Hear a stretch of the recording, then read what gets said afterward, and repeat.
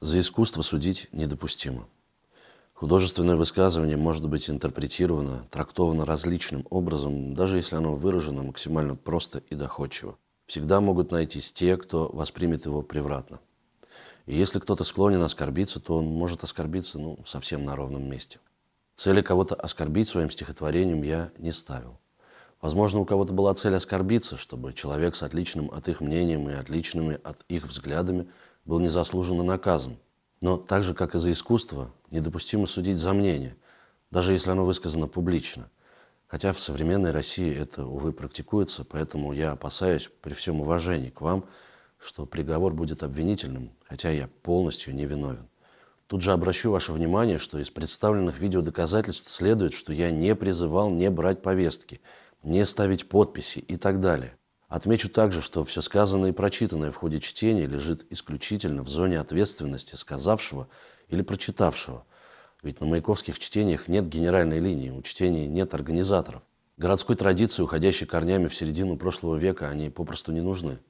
Любой желающий может выйти и сказать что угодно, все, что ему придет в голову. На моей памяти так было всегда. К тому же, что касается статьи 280 примечание 4, прошу обратить ваше внимание, что статья совсем новая. На момент нашего задержания она существовала не более 3 месяцев, и по ней не было никакой практики. По мере появления статей, запрещающих те или иные высказывания, я всегда корректировал свою риторику. Появилась статья за дискредитацию армии, и первый осужденный за слова «нет войне», и я перестал говорить «нет войне». Хотя до сих пор не понимаю, при чем тут дискредитация. Появилась 207-я статья о фейках про армию, и я перестал делиться любой информацией, не подтвержденной Министерством обороны РФ.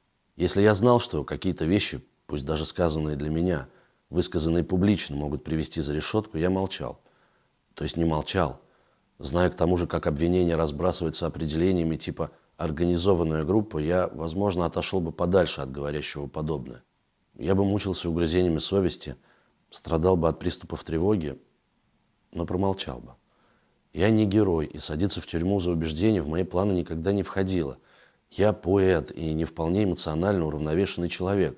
У меня и диагноз есть – генерализованное тревожное расстройство, или, как это назвали в институте имени Сербского, смешанное расстройство личности, которое, впрочем, не мешает меня судить.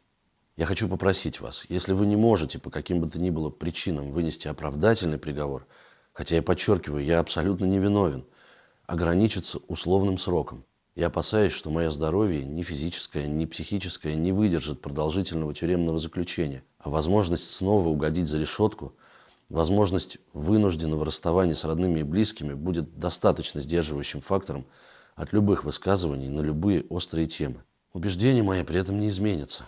Как не изменились они под пытками, как не изменились бы в случае реального срока, не изменились бы даже под страхом смерти. Это попросту невозможно. Так не работает. Но я вам гарантирую, что не буду более высказывать их публично.